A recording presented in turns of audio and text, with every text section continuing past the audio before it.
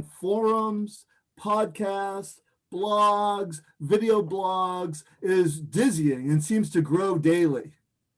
Camp Quest, a network of secular-themed summer camps for kids, is now in a dozen locations throughout the U.S. The Secular Student Alliance, a national umbrella organization for campus-based atheist and humanist groups, had fewer than 50 affiliates in 2006. Now it has 300 affiliates in colleges and universities across the land. Even atheist billboards are fast becoming familiar features of the American landscape.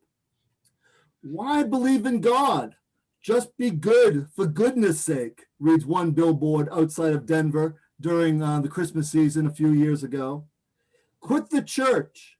Put women's rights over bishops' wrongs. And that is outside of St. Louis, Missouri. And of course, in California, outside in Westminster, California, we read in a billboard, atheists make better lovers. After all, nobody is watching. I think I go the other way on that one, but that's a harmless peccadillo on my part, I'm sure. A much discussed indicator of atheism finding a place in the wider culture is the unexpected popularity of 4 best-selling books that take aim at religion. Sam Harris's The End of Faith, Richard Dawkins's The God Delusion, Daniel Dennett's Breaking the Spell, and the deceased late Christopher Hitchens' book, God is Not Great, How Religion Poisons Everything. While these books are generally regarded as constituting the vanguard of what's been dubbed the New Atheism, this term is misleading in that neither atheism in general nor these books' argument in particular are without precedent. What is new is what I'll call their offensively defensive character. In other words, rather than trying to understand religion, which is presumed to be wholly nefarious, or to understand religious people who are presumed in these books to be fundamentalists, or even bother engage scholarship, they take the offensive and seek to explicitly eradicate religion rather than understand it. This, interestingly, is compounded by a kind of defensiveness that would be unfamiliar to an earlier, more analytical generation of atheists that includes such familiar figures as Karl Marx, Friedrich Nietzsche, and Sigmund Freud. Unlike these old, more secularly triumphant atheists, the new variant displays a call to arms urgency and conviction that, rather than being on the ascendancy, secular ways of thinking and living are in fact being assailed by religious publics from all sides. So, why have these books sold so briskly? And more importantly, why did this new cultural space for public expressions of atheism open up when it did? These are tough questions, but I would suggest a confluence of factors. The first is the emergence of radical Islamic terrorism.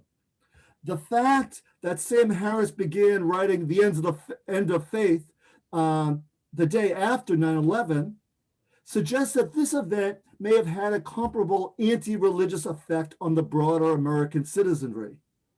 Second, the intelligent design movement's political traction within America's public school system also seems to be a factor. Richard Dawkins and Daniel Dennett are distinctive for each having written important books on Darwinian theory, but many Americans no doubt share their fed up with faith reaction to the religious right and its promotion of creationism within America's public schools.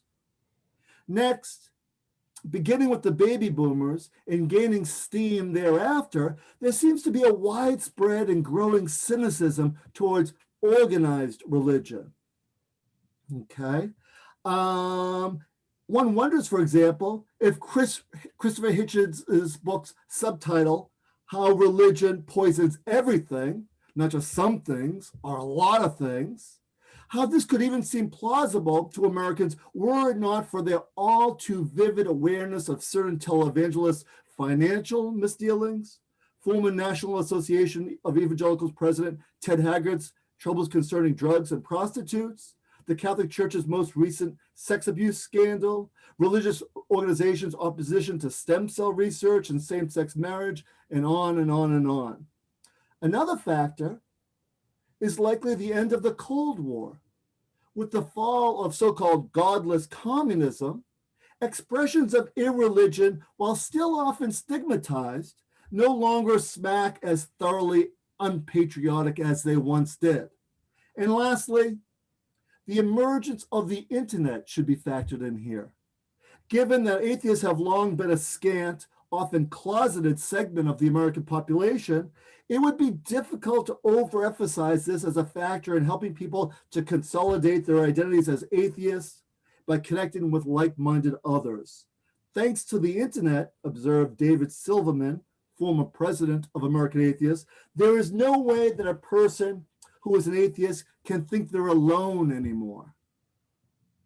Okay? There are, however, plenty of reasons to think that atheists are misunderstood by the majority of their fellow citizens. Okay?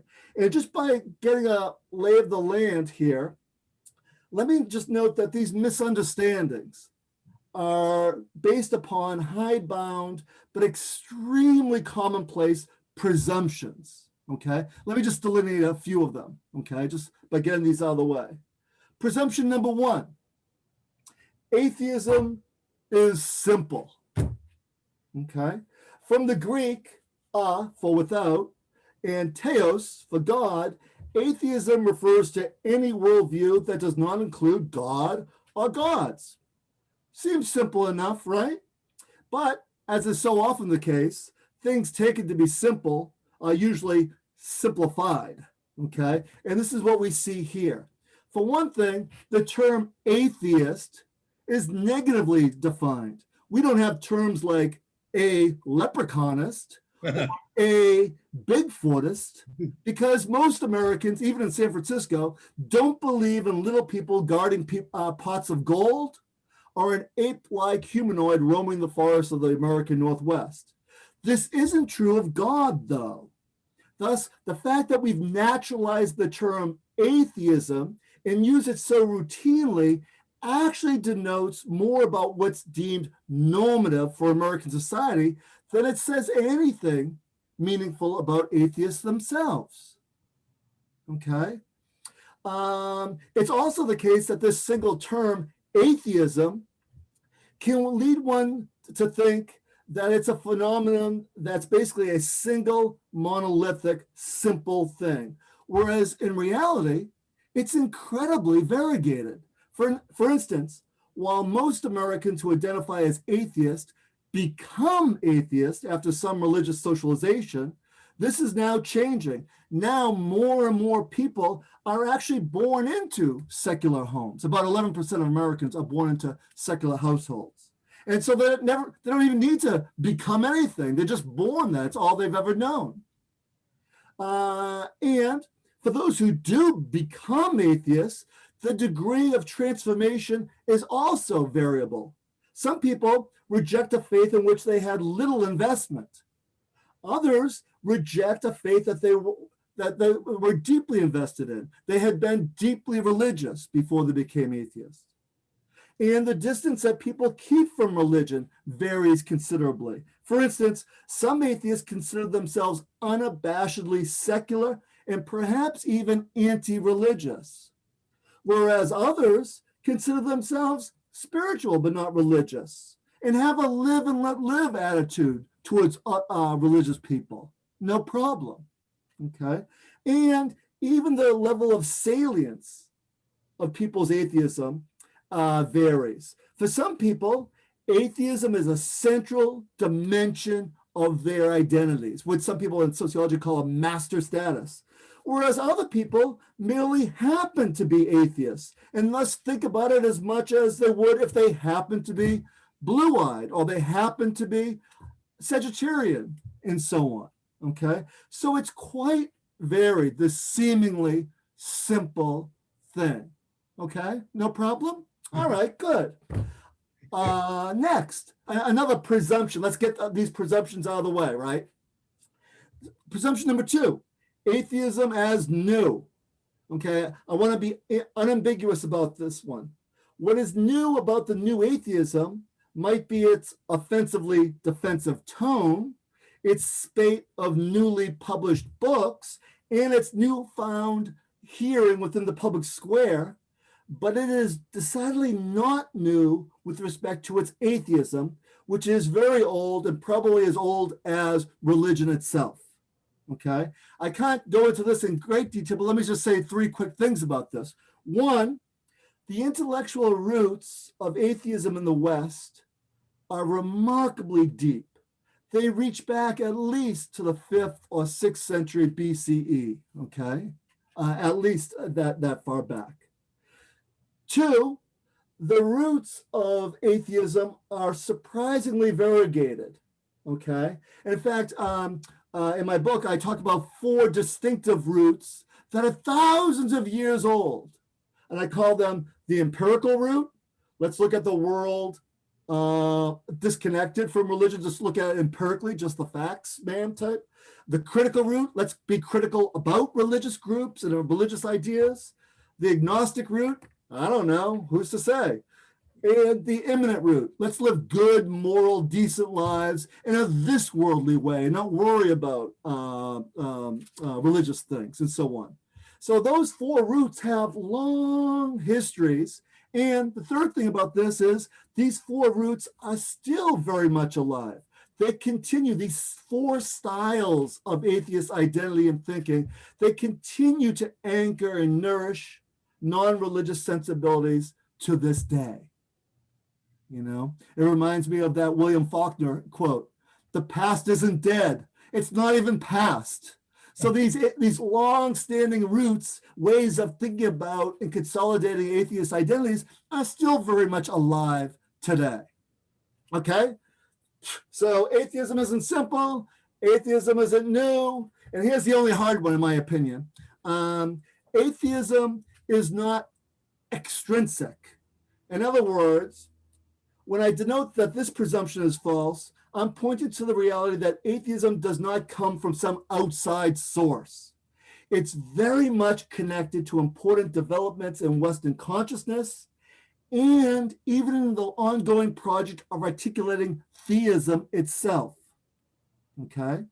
In his monumental book, A Secular Age, Canadian philosopher Charles Taylor puckishly describes this mode of theological articulation as the excarnation. By this, he means that rather than continuing to frame what it means to be religious in a subjective mode, you know, communal bonds, embodied practices, pious dispositions, mystical experiences, an overall sense of mystery, instead of articulating what it means to be religion in those subjective ways, it came to be construed far more objectively. It came to be framed, in other words, as an intellectual assent to objectified creedal assertions that, with the advances of modern science and ongoing rationalization of consciousness, made it much easier to disconfirm religious claims. Okay? In turn, this made atheism as a legitimate option among other legitimate options nearly inevitable, first among intellectual elites and then later among the broader populace. So what I'm saying is an unintended consequence of framing religious identity less in these subjective ways and more as objectified propositions about the world, that made religion easier to dismiss. So in a way, atheism doesn't come from some extrinsic source. It is very much, as they say in those Hollywood heist films, very much an inside job, okay? 4th and last presumption. The 4th presumption is that atheism is numerically insignificant, okay? Globally, and calculated quite conservatively, the number of people who say they don't believe in God or who are not at all religious is somewhere between 1/2 and 3/4 of a billion worldwide. That's a lot. In fact, if considered a single grouping, that would be the fourth largest grouping after Christian, Muslim, and Hindu. Then you would have non-believer, okay? So that's a lot. And then if you consider the United States, in the United States, a recent Gallup poll just last year found that 13% of the American public says they do not believe in God. Okay, 13%, that's the highest we've ever seen. Now, while only about 5% of Americans self-identify as atheists, okay, it's still worth noting that that larger 13% figure is hardly minuscule. After all, it shows that in the US, the number of non-believers exceeds the numbers of Mormons, Jews, Jehovah's Witnesses, Orthodox Christians, Muslims, Hindus, Buddhists combined. So that's a lot of people who say that they don't believe.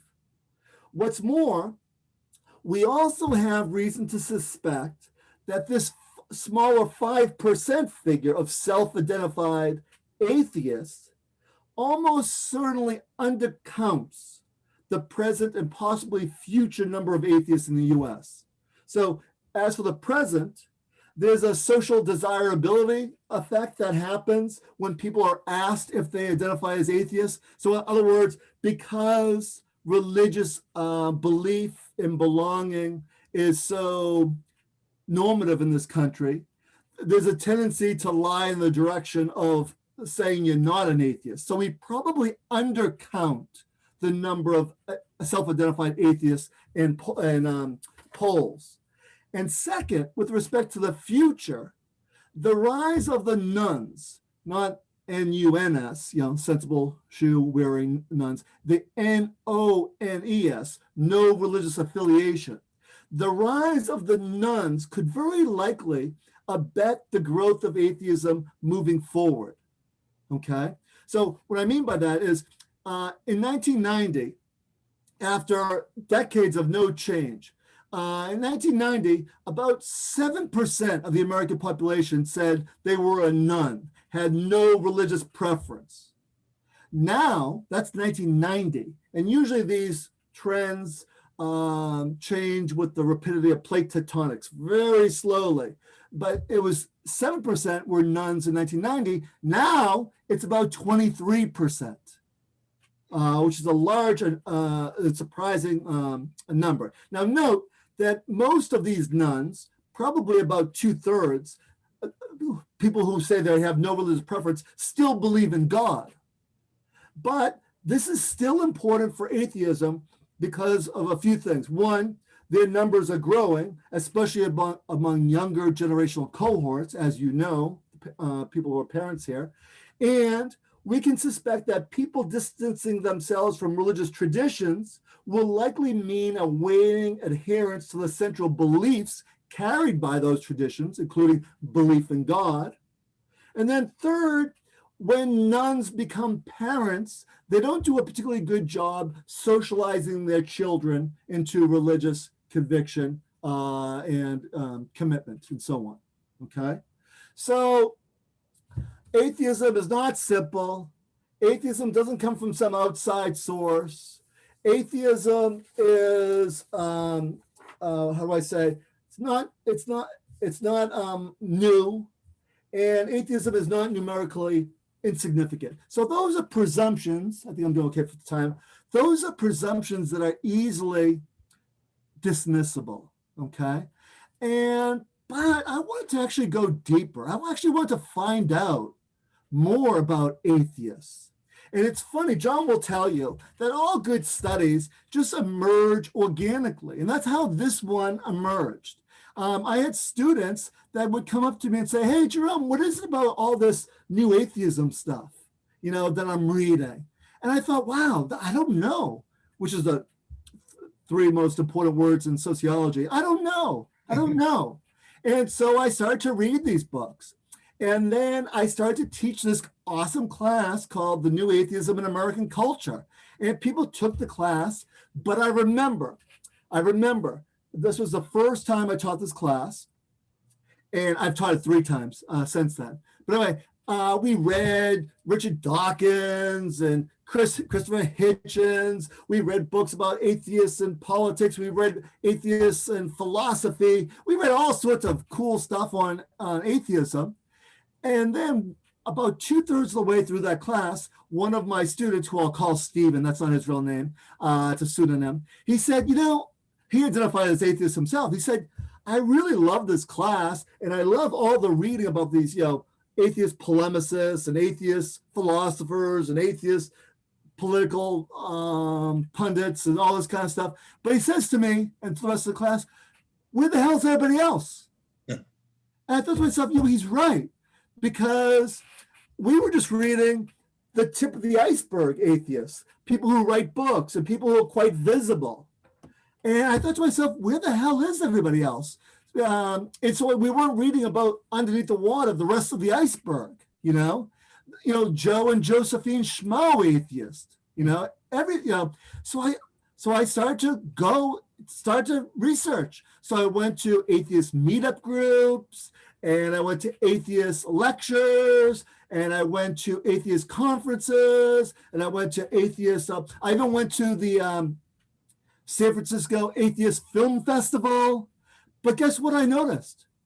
I noticed I was seeing the same people over and over and over and over again. And I asked myself, Jerome, where the hell's everybody else? Where is everybody else? So I realized, a lot of studies of atheism have just been studying that tip of the iceberg, the easy to see atheists. If you go up to Point Reyes and at night look at the night sky, you look up, because you don't have all this light pollution, right? You look up, what do you see? You see easy to see things. You see constellations, all these wonderful stars. You should go. But what don't you see? You don't realize that most of the universe is dark matter. And so I realized so many studies of atheists were studying easy to see constellations, people who write books, people who go to these groups and so on. And they were missing all the atheist dark matter. Just people who happen to be atheist, the way I happen to be farsighted, etc. And so I said, well, I'm going to find out. So I just started in Alameda, just right outside my house, just talking to a person who I knew was an atheist. I interviewed him, and then I would snowball from there. And then I would advertise my study on atheist websites and humanist websites. But I said, take down the invitation after one day, so I don't get just people going to these websites as part of my sample. So I interviewed people in person, and then I snowballed from there. And I said, after like a 2-hour interview, I said, hey, do you know anyone else that would like to be a part of this study? And then pretty soon I did all these phone interviews with people, all these 2-hour phone interviews from people from across the country. And then I was, I think I had 5,000 or 6,000 pages of single space interview data. And so I was dying because I was interviewing so many people. But then what do I know about atheists? They tend to be well educated. They tend to have something to say and know where to say it. So then I sent them my questions by email. I got even more responses back. So I'm looking at this dark matter of atheist identity and so on. And so that's what that book is. That's what this book is about. Rather than being polemical, rather than having an axe to grind, rather than whatever, imposing my own categories, could I understand atheists on their own terms? And that's what I did. And I have more to say, but I know I want to just finish up really quickly. And when you do that, there are some things that you discover, or some things I discovered. One, every day, atheists are very different from the new atheists, the official atheists, Richard Dawkins and so on. For example, the atheists I talked to had no problem saying, I don't know, I'm not sure. They weren't so all-knowing or as all-knowing as some of these atheist writers or polemicists are. Second, they weren't They didn't believe in scientism, that science was the only form of knowledge. They said, oh, my life is very meaningful. Why? Because they believed in all sorts of things about being a good citizen, being a good mom, being a good professor or whatever. They believed in a lot of things. About a third of them describe themselves as spiritual. And they all follow the if this, then yes pattern. If by spiritual you mean I feel awe when I'm at Point Reyes looking at the stars, then yes, I'm spiritual. If by spiritual, so the spirituality language was very rife. Third, these folks had a much more of a sense of discernment, or what John used to call, when I had him in class, a hermeneutic of generosity towards religion. They weren't anti-religious. In fact, I'll be honest with you, the title of my book used to be, the manuscript was The Varieties of Irreligious Experience. But then I realized most of these atheists were not irreligious or anti-religious at all. They just happen to be non-religious. So they're much less critical about God than about certain understandings of God that they think lead to judgmentalism and all sorts of nefarious things. They're less critical of religiosity than they are objectified religious doctrines and codes. And they're way less critical of religious people. About half of the interviewees that were married to a believer. They were less critical about religious people than they were about religious institutions. Okay, so they were much more nuanced than these atheist writers. Okay, below the water was much more nuanced than the tip of the iceberg. And let's skip that one. A second thing that struck me was the emphasis on feelings. I had never read this before, but turns out rather than asking people to fill out a survey, which are very blunt instruments, when you use a more nuanced instrument like a 2-hour conversation, I was shocked at the level, the amount of feeling language. In other words, atheists are well known in this country for having higher educational attainment, for being quite intellectual, kind of very right-brained and so on. And that's true. But I was struck by how many people talked about what it felt like to be atheists. And it occurred to me what they were doing was they were accessing and deploying their feelings as indications that they were on the right track as atheists. As Catholics, how do you know you're on the right track? Well, you have doctrines, you have rituals, you have community, you have material culture, you have all sorts of things to say to make you aware that you're on the right track, you're doing the right thing as a Catholic. Atheists don't have any of those things. What they have is their feelings. So they felt, many of them, regret for when they were religious.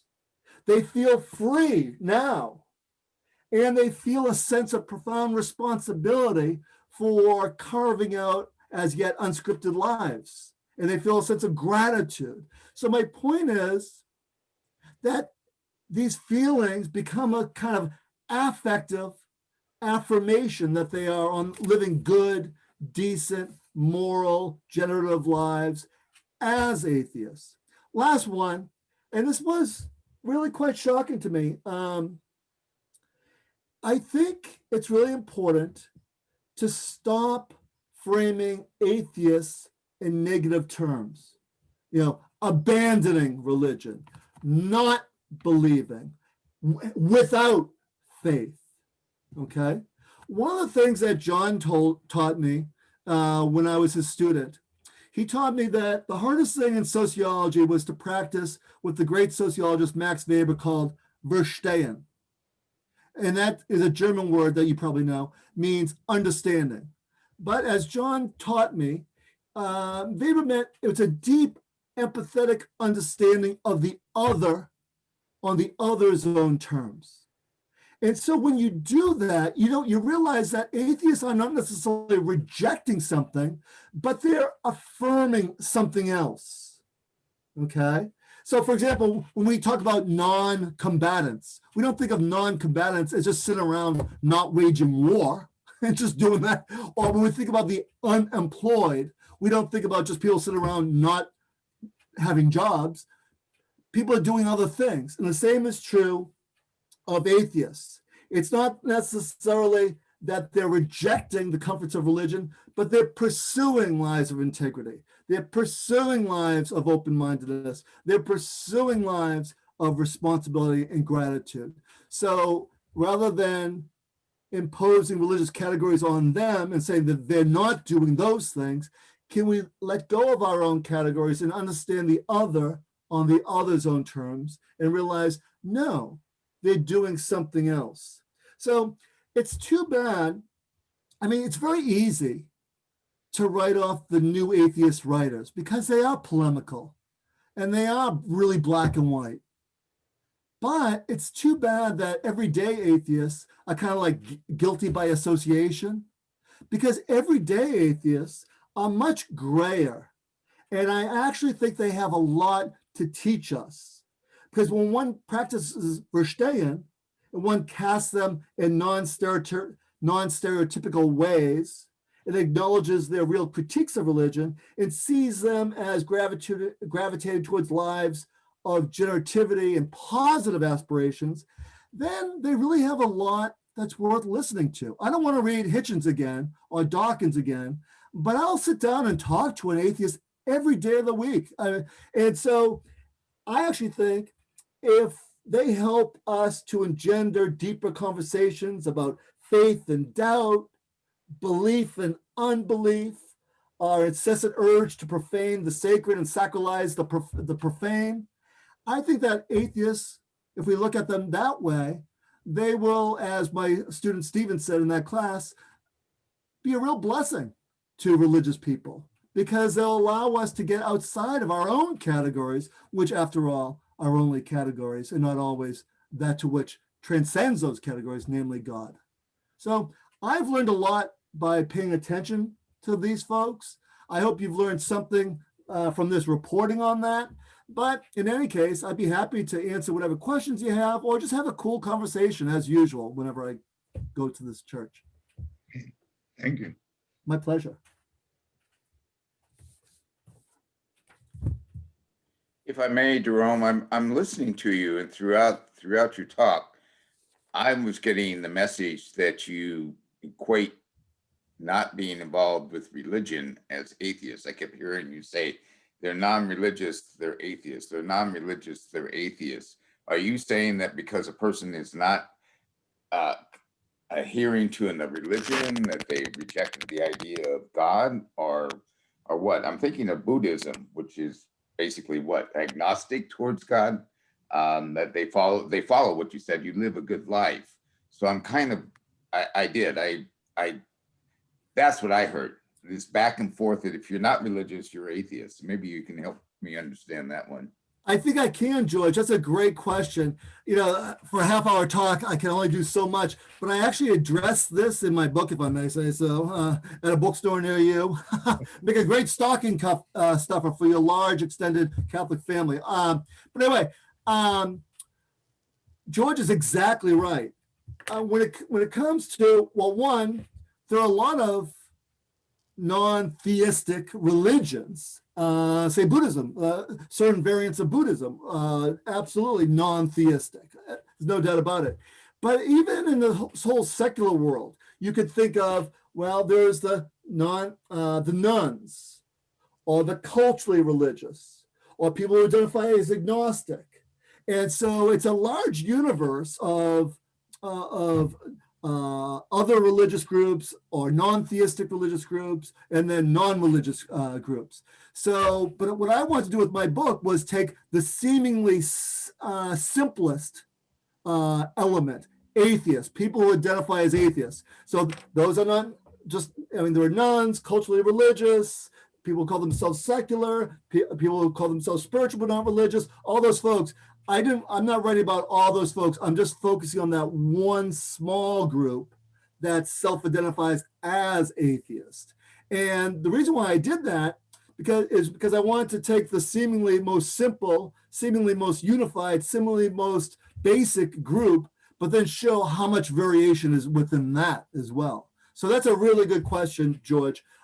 So there are other books to be written. I want to read about agnostics. I want to read about culturally religious. I want to read about non-theistic religions. I want to read about all that stuff, but sometimes less is more. And that's what I did. I focused on self-identified atheists and then went deeper.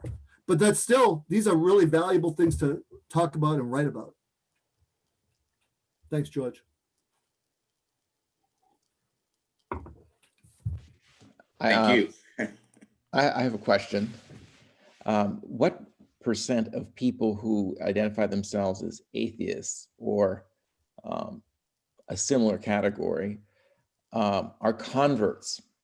So, i.e., they used to be religious, used to believe in God, but something happened. They had some sort of experience.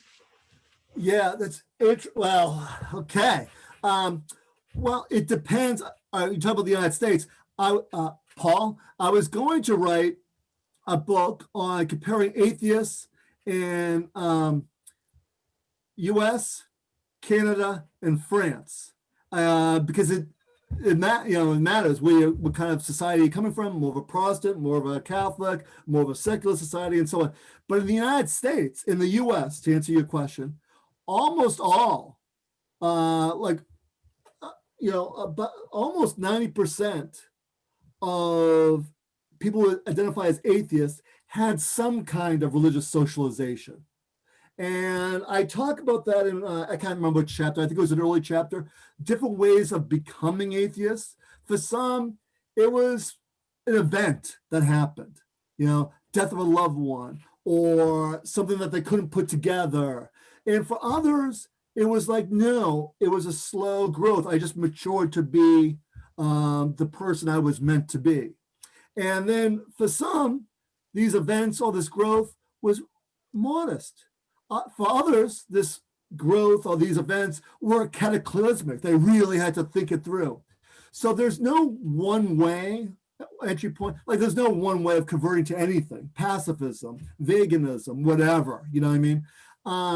But to answer your question, most people who identify as atheists had some religious socialization, at least in this country. Thank you very much. You're welcome. Can I follow up on that question? Of course. To Jerome, what is the quality of their religious socialization? I mean, was it it happened, but it wasn't real deep, or is it that they were really deeply evangelical or whatever and gave it up? I mean, what's the range in that? You answered your own question. That was one of my questions too, John. It was all over the place. I was thinking, these are people that just got lousy religious socialization and it didn't take. But no, they were really all over the place. They were pillars of their churches and then something happened or so all sorts of things. One common thing I noticed was, and this is actually a point that's worth thinking about in terms of ministry and so on, is they were precocious and they had questions, and they all have questions like, they went to a rabbi, they went to the priest or whatever, and they were, I don't know, their questions were trivialized or they weren't answered or weren't taken seriously or it's treated like as a phase. I cannot tell you how many times I heard the phrase, and I read the Bible from cover to cover. So like many of these folks had questions early on and they were not addressed or even they weren't acknowledged as those are profound questions. I don't have an answer for you. That's what faith is about or something like that. So they came from all over, John. It wasn't just ones that got like crappy catechism or whatever. It was everyone. But if there's one thing that ties them together, and Steve Bruce talks about this in his book on secularism. He says, like, atheism is a product of people who take religion really seriously. So, these are not indifferent people. These are people, like, I don't call myself a blue-eyed. because I don't think having blue eyes or eye color is important. But these are people that call themselves atheists because they do take religion seriously. You know, you could imagine a world, maybe this is a book waiting to be written. You can imagine a world where people don't even bother. They just slip away and just don't care. So these are people that care enough to ask questions and that care enough to talk about themselves as atheists in ways that I don't talk about myself as a blue-eye, because I don't know. So they take it seriously.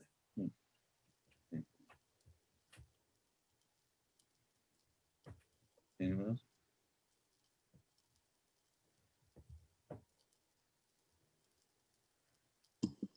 Yeah, I had just an observation which kind of builds on what you're talking about here. I was, after I retired, I was taking some night classes, and I think that it must have been a Friday. I was returning home on the metro, and standing in front of me was a young woman who had purchased a book which was a compendium of atheist writing that was edited by Christopher Hitchens. His name was rather large on the cover. And it was obvious that she had probably purchased it that day, but started to at least get into the introduction and such. And I just made the comment, she closed it and put it in her bag. And I looked up at her and I said, do you find it provocative? And she said, I'm interested. And I said, I find it, I don't know if I used the word amusing, but maybe today I will, that so much time is put into addressing something which either doesn't exist or is meaningless in their lives, and so on. And of course, what you're saying is that it's really not, that these are people who are profoundly trying to come to terms with religion. And that's helpful to me in coming to an understanding on that. And then the other observation was that I had a Persian fellow who worked with me for years. And he was on his mother's side, his grandfather was a Zoroastrian priest. And on his father's side, his grandfather was a Sufi mystic with the direct discipleship to Rumi. And Azad used to claim that he was an agnostic or atheist or what have you. And yet he would come up with sayings. He'd oftentimes start them out in Parsi and then translate. I'd always be waiting for some time. And one of the things he said was that, and I have no idea which religious tradition it came out of, but he said that God listens most closely to the dirtiest soul. And I thought, well, you know, that's sort of right there with the parable of the Good Shepherd, isn't it? And anyway, those are just a couple of observations that I have about a friend of mine who claims to be a-religious, and this experience with the young woman with this rather, it was a big book. This book, I have a copy of collected writings of Thomas Merton, and the Hitchens compendium of atheist writings was about maybe half again bigger. Well, you know, it's interesting. You would never mistake official religion from lived religion, non-official religion. Like, you wouldn't go to the Vatican, do interviews there, and make conclusions about everyday Catholics, right? Because they're different, you know. But we do that routinely with atheists. Like, we read, you know, Hitchens or whatever, and we assume that, oh, that's what, you know, he's quite black and white, quite polemical, and so on. We assume that, oh, lived atheism is similar to official atheism, when it's not. And it's funny, Joe, that I have a unique experience. My last book, I interviewed hundreds of Catholics. And for this book, I interviewed hundreds of atheists. Now, on the official level, if you got Christopher Hitchens and, say, the local archbishop, for lunch together, that would not go well probably.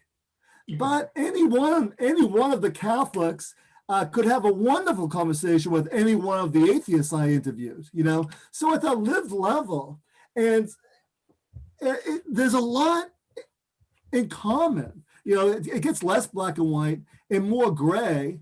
And I just think those conversations like you had on that train or train station are just great to have, you know, because part of the religious life is to acknowledge that our categories are different from the thing, just the way my finger pointing to you is not you, the map of Alameda is not Alameda, and we test each other on our presumptions and categories and so on, you know. So I just think those kinds of conversations should happen, and I think they can happen, and I think it allows for just greater understanding and checking our own work, as it were.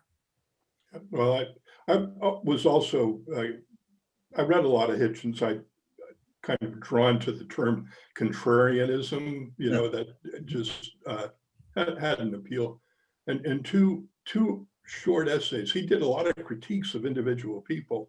And two of the people was Ayn Rand, who he dismissed, which I thought was, you know, unusual, she being, you know, one of the more noted worldwide atheists of note worldwide.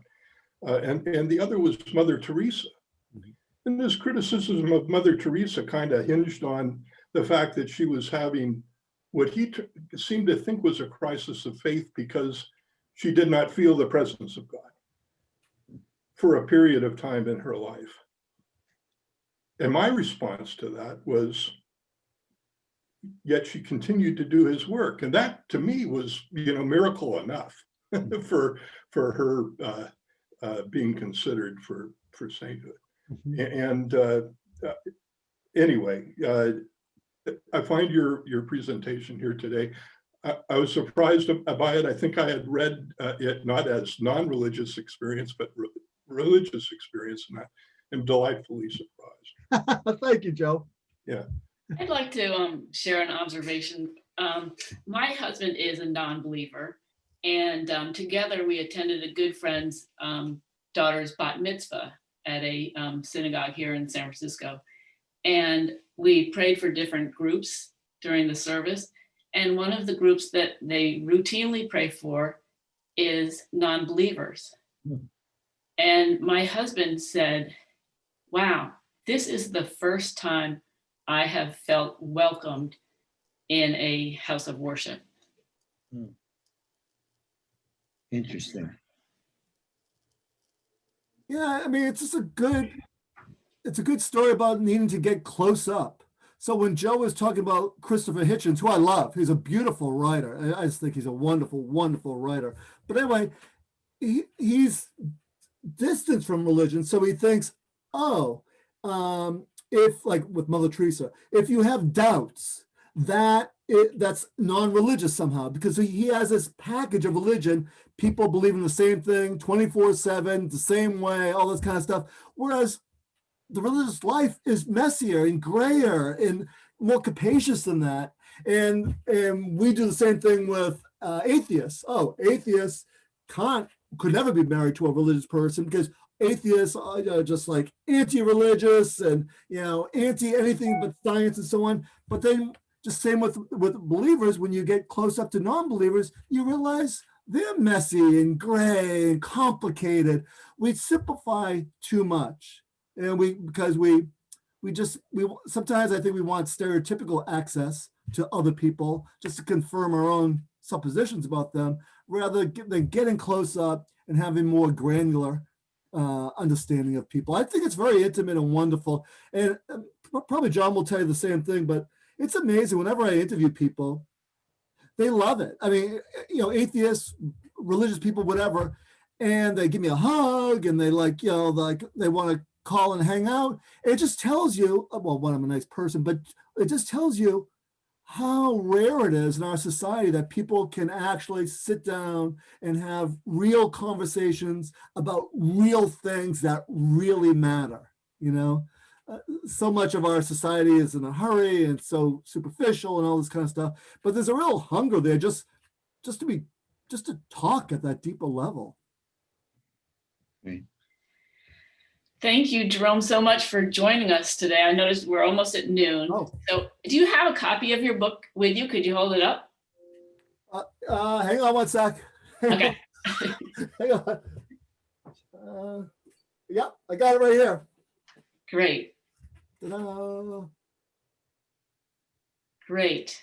Thank you so much. And so fascinating to listen to you this morning. And I Thank really you. appreciate you taking the time to, put together this presentation and sharing it with us today. It's really been a gift.